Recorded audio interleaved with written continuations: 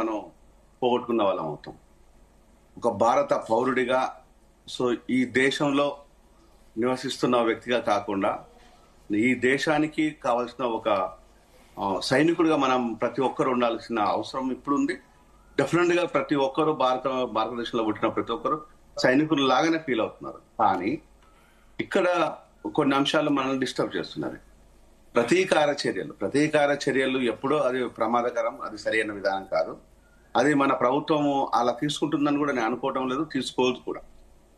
ఎప్పుడు కూడా అంటే ఈ రోజు పాకిస్తాన్ చేసిన ఒక అవకాశవాద రాజకీయము, ఈ రోజు పాకిస్తాన్ ఏదో అమాయకత్వపు మాటలు, ఈ రోజు మొన్న మాట్లాడుతున్న పాకిస్తాన్ మాటలు ఏంటంటే, మేము అమెరికా ఇతర దేశాలతోని పనిచేసి కొన్ని ఇబ్బందులు పడిన మాట వాస్తవం. కానీ ఆ వాస్తవాలు ఇప్పుడు కాదు, 77 సంవత్సరాల నుంచి చేస్తున్న పని అదే. ఈ దాయాది దేశమైన పాకిస్తాన్ ప్రతిసారి అంటే 60s లో కావచ్చు, 70s లో కావచ్చు, యుద్ధాలు జరిగినప్పుడు అనేక సార్లు లోపల ఇలాంటి మాటలే చెప్పింది. సో వాళ్ళు ఏదో మారుతున్నట్టు, అక్కడేదో తప్పు ఒప్పుకున్నట్టు మాట్లాడుతూనే మళ్ళీ వెన్నుపోటు పోసే ప్రోగ్రాం.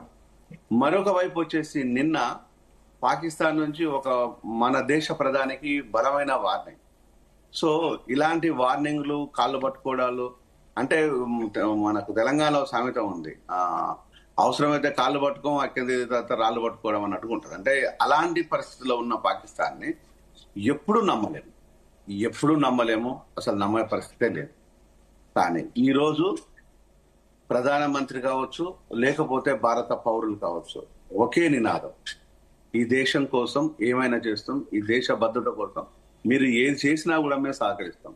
రాజకీయ పార్టీలకు అతీతంగా రాజకీయ నాయకులు, ఈరోజు పౌరులు, ఈరోజు ఈవెన్ ప్రధానమంత్రి వరకు కూడా అదే మాట మీద ఉన్నాం, అదే మాట మీద ఉంటాం కూడా, అంత డౌటే లేదు. ఇదంతా ఈ దేశ పరిస్థితులను సమీక్షించి మనం మాట్లాడాలంటే.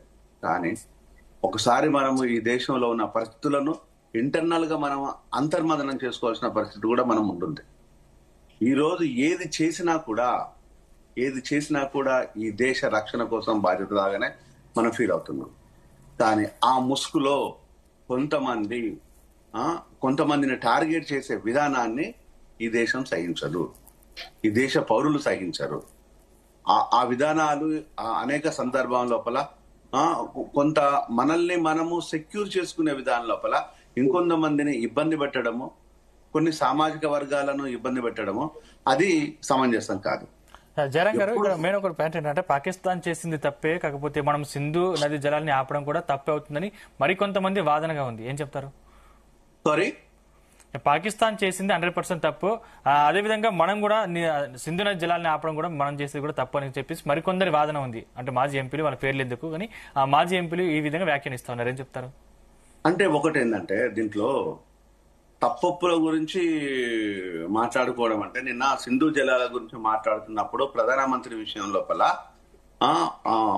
చాలా విపరీతమైన దూషణలు, అంటే ఇక్కడే మీ శ్వాసను తీసేస్తాం, ఈ జలాలు కనుక వదిలేయకపోతే మీ శ్వాసను తీసేస్తాం, లేదు ఈ జలాల లోపల మీ రక్తాన్ని ఏరులై పారిస్తాం, ఇంకా చెప్పాలంటే మేము ఏది అనుకున్నా చేయడానికి సిద్ధమే, ఈ రోజు మేము ఏ అంశాన్నైనా మేము నెత్తిన పెట్టుకోవడానికి సిద్ధమే. అంటే ఈ రోజు పాకిస్తాన్ ఏం చేస్తుందంటే డైరెక్ట్ గానే ఒప్పుకుంటుంది, మేము టెర్రరిజాన్ని డైరెక్ట్ గా ఒక మ్యానుఫ్యాక్చర్ యూనిట్ గా ఇక్కడ మేము తయారు చేస్తున్నాము. ఇక్కడ టెర్రరిజాన్ని మేము అనేక రూపాలలో తయారు చేసి దాయాది దేశాల మీద ప్రయోగం చేస్తున్నాం, మరి ముఖ్యంగా ఇండియా మీద. డబ్బులు ఇస్తే ఎవరి దగ్గరైనా కుక్క కంటే హీనంగా కూడా వీధి కుక్కలాగా కరుస్తాం పైన పడి. బార్డర్లో కయ్యానికి కాలు దువ్వుతున్నారు అంటే ఖచ్చితంగా యుద్ధానికి వాళ్ళే తెరలేపుతున్నారు. నిజంగా ఈ రోజు మనం యుద్ధం చేసే సమయం కూడా ఆసన్నమైందా జయరాం గారు? మనం కూడా యుద్ధం చేసే సమయం ఆసన్నమైందా? ఒకటి నేను అదే చెప్తున్నాను, ఇక్కడ యుద్ధం చెయ్యాలనే కోరిక మన దేశానికి ఎప్పుడూ లేదు.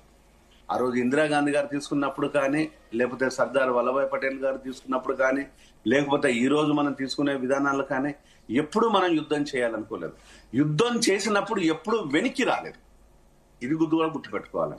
ఒకవేళ కనుక యుద్ధమే చేసినప్పుడు, యుద్ధం చేయాల్సిన పరిస్థితి వచ్చినప్పుడు ఎప్పుడు భయపడలేదు, వెనక్కి రాలేదు.